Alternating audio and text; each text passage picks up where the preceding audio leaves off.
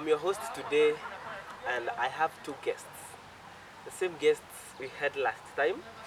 Na nataka tuongelele politics imefika mahali fulani. Politics imekuwa ikienda sana, na unajua politics ina involving the youths, ina involve the old, the women, the men. So tunataka kuona the views of the youths. Bila youths wana viewing politics. So leo niko na two guys wenye nimehost kwa KTN TV. So nataka wajiintroduce. One of them is watatuambia kila mtu side yenye ana support. So tunaweza anza on my left side.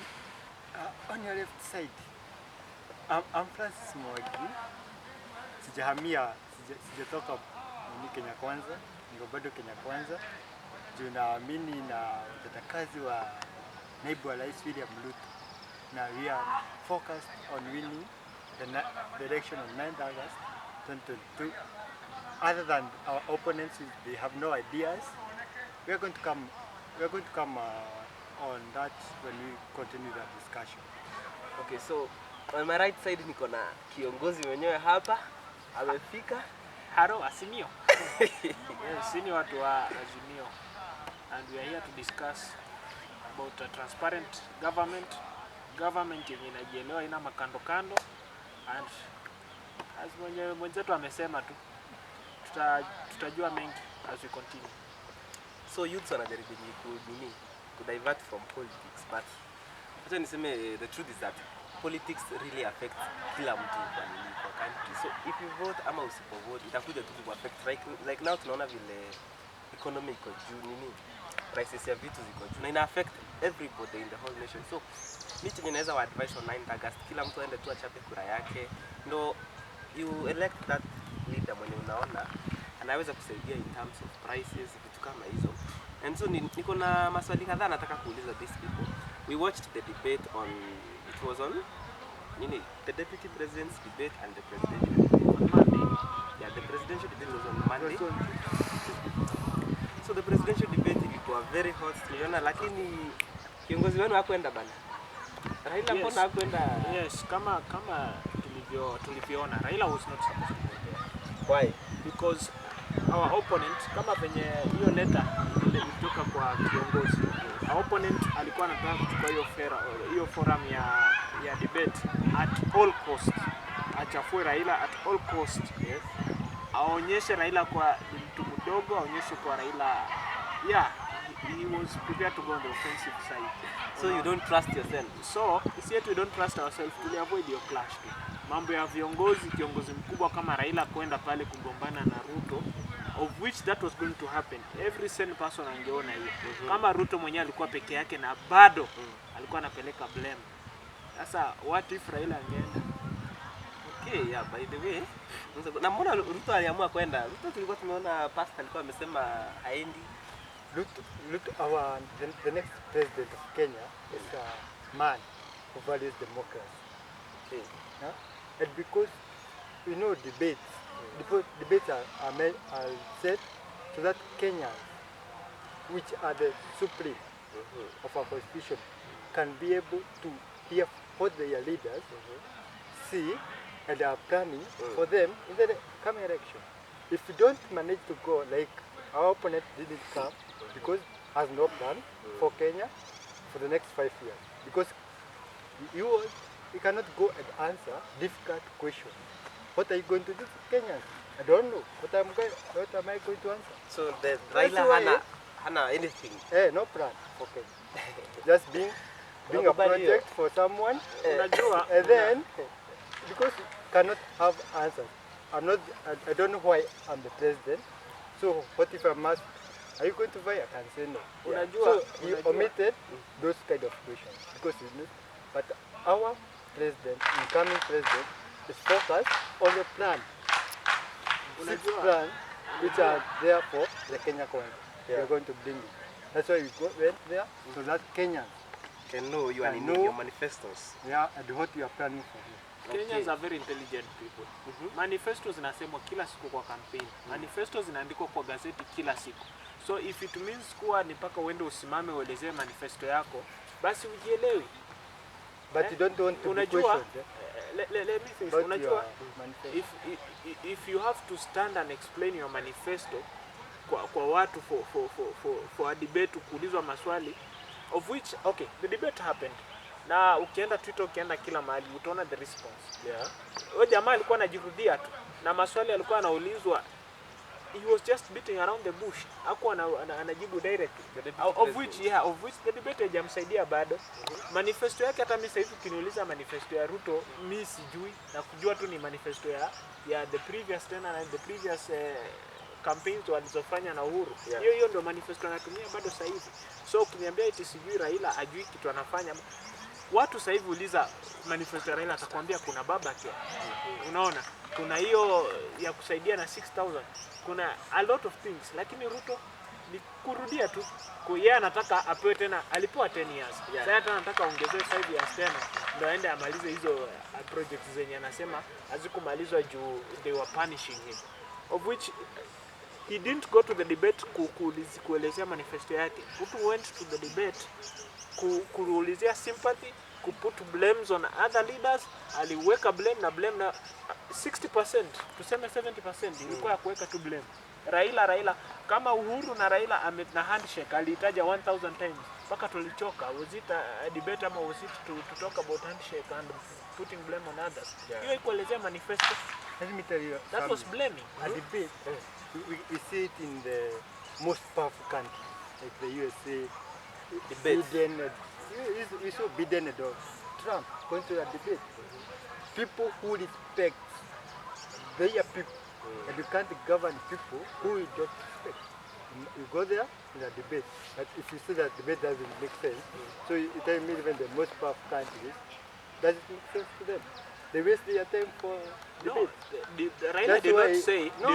Unajua kama ungekuwa umesoma I'm not going to attend because this because person of what calls reasons? me, So uliona no, reasons. because this person calls Has no me. morals and Yeah. ethics. Who says Ruto so? hana morals and ethics. Who says so? That's his Exactly. opinion. That's Raila has moral. Then, Raila has moral and ethics. example. So example tuliona about morals and ethics in the last 207 whatever. Yes, ndo alikuja na morals and ethics. A person mwenye aliweza kuketi chini na akasolve issue yenye ilikuwa ina cause massacre kwa country, hiyo ni moral and ethics. But the A same person who does who not call causes other it, people wakora, waganga, that is a person who has moral and ethics. A person who person who calls respect people women, mwizi, hey, people a person who who calls respect people women mwizi, has moral and ethics. And if I call you mwizi na wewe ni mwizi, we call a spade a let me spade, tell you, not a let big me tell spoon. you, let me tell you one thing. Yes. If you are in a relationship, you think to cheat, and then you tell your partner you are cheating. You know, you are the one who is cheating, so you expect your partner is cheating. Sawa wanaitanaga wezi, wanaibaga. So they don't think our opponent steals like what we do. You see? They don't have, they steal. So But then I ini- think Hawa Matakarua wezi, put so wanafikiria that huyu mtu clear. ni nini. So on- Matakarua put that clear concerning a government that is straight. Aliongelea sana hiyo. A government of people who can be trusted. Karua aliongelea You hiyo can't sana. trust Karua. Has been resigning. You don't know. You can't trust him again. Again. Karua aliresign. Anaweza resign tena, unasikia tena date 10 August Yeah. 2022 ameresign. Hii Kenya yetu tutapeleka wapi? The nini? The manifestos za nini? Za UDA zilikuwa gani? We have We saw you launching the manifesto. I don't think it was on this. That is. that year. Oh, sasa manifesto zenu zilikuwa gani? We have 6 people 6 pillars. Yeah. that are going to govern this country.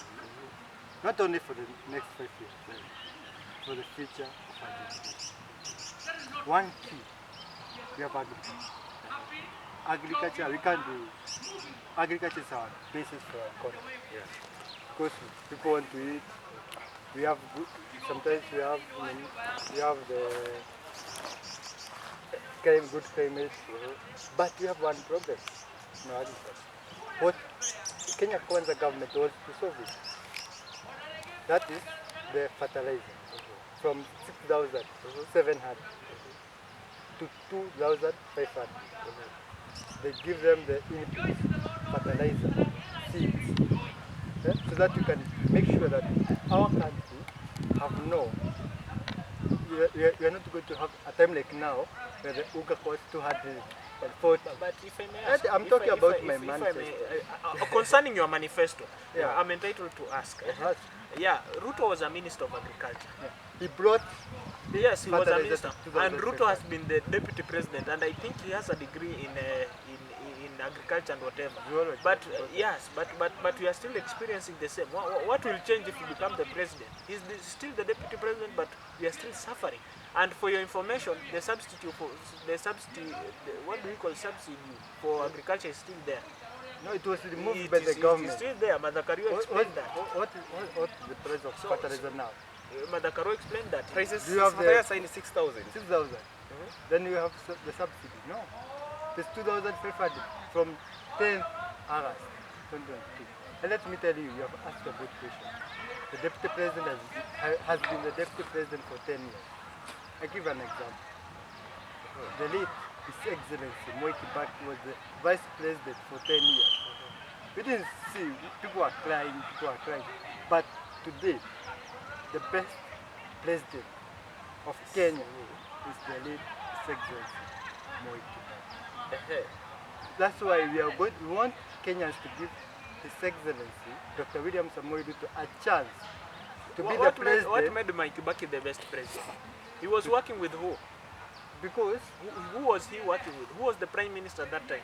we had Kalonzo as his Who was the prime minister at that time? vice president. The prime minister from 2002, we had no prime Who was minister. the prime minister? I We just had want no, to know. we had no prime minister. Who was the prime minister? The first term Okay. of Moi The second, Kibaki. okay, the we second had. time. Who was the I'm prime talking minister? from when Kibaki get into office, the first 5 years, from 2002. And that was the time Our when economy- Ruto was our the economy minister of grew. agriculture and restored. our economy 3,000 grew. bags. Ruto became the, let me tell you, if you don't know, Ruto became the minister of agriculture from 2007. Yes, and that was still And the, I'm talking about 2002 to 2007, before election, Kibaki economy grew. I'm talking the first 5 years. even of the his second reign. years, even the second year, We are Kibaki's from where economy it started, grew. from where it started. The economy started to grow. Yeah. So if now we can give William Ruto a chance, he was being the boss, becomes the boss of this nation. What he done it in, even in agriculture, bringing the fertilizer from those, giving the subsidies to 2,500, we can get it now when he comes to president. When he Because becomes the president. yeah, if you don't understand the roles of the deputy president, you must stay here, argue. He has been the deputy president for 10 years, but there's one.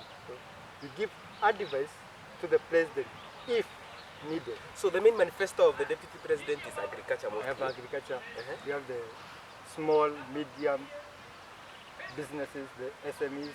Oh, vile atasaidia nini? Yeah. Bottom up. Na what about the manifestos of the nini? Manifestos of Baba zinajulikana. Kila mtu Mimi kuuliza sijui. saivi. I don't know.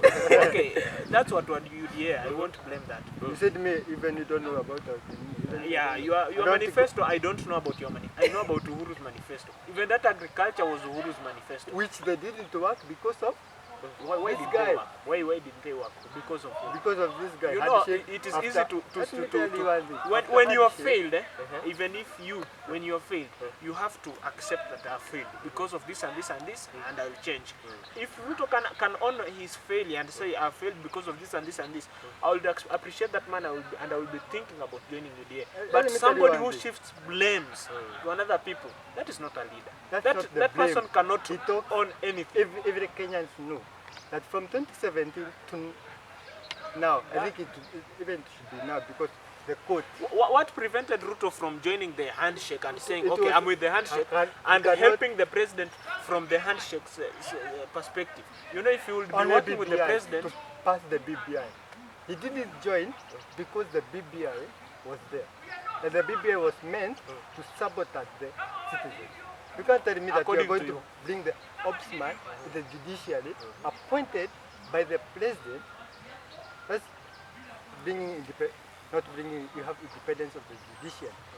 You must bring a and what has the independence of the judiciary will brought be us to the affected till now? by the, if you are being conquered by the state capture. So Nini, we saw the president ali appoint these 7 judges. si 7 judges walikuwa wamewekwa na nini? Maraga. Alikuwa Chief Justice Maraga. Yeah. Ndio alikuwa ameweka out nini? Maraga did not, the president ndo anaappoint. Ndio alikuwa appoint. Yeah. Alikuwa ameambiwa na Chief Justice Maraga kitambo. He That was ameappoint given sahi. 41 judges. So yeah, he was the one. One died, the other, I think he sworn in 34. He refused to obey court orders to swear in the other 6. I think there were 6 other students. One died before he was sworn in. So, 6 were not sworn in. He disobeyed the court order. That's how he's the chairman of Azimio. The same government is leading is want to come back, the Azimio government. The chairman, we know the chairman, disobeying the court orders. They want to bring us the next 5 years, built by the same coalition as Azimio, which we know that doesn't obey the court orders. That is disobeying the constitution. We can't have a country Unakubali? which we don't support. Unajua, Answer this- my question. This thing, Answer the question if the chairman of Azimio obeys the court orders. the thing is, Eh. these people do not want to separate Azimio and Uhuru Kenyatta. He is the chairman. He is the chairman, but he's not. He's the chairman. This is not his government. You can't tell me that I'm If chairman of Raila something becomes I'm the not president, mambo ya Ruto imeisha. During the time of Kibaki, Uhuru was there, and when Uhuru came into power, did we talk about Kibaki again and saying that this is a project of Kibaki or what? No, Kibaki went didn't away. involve himself, No. and that's why he gets respect from more Kenyans. And He was now- not the chairman now- of TNA, the so-called TNA, or UDR, which we had the President Uhuru and William Ruto of the party. He was not the chairman of those. Didn't involve them. Didn't abuse people when he was getting to power. And being Thank you. The last days, he was in the office, making sure that he leaves Kenya in the safe hands, making sure that there's peace in 2030. Any South you people know, are you're facing each talking other so in much 2030. about Kibaki. We want to hear you are talking Debate. about You Ruto. mentioned it. We want to hear you You have talking about mentioned Ruto. it. You have mentioned it. I'm giving you Kumbe youths facts. mnakwanga hadi hii nini? I'm giving you facts. I think youths should be leading this country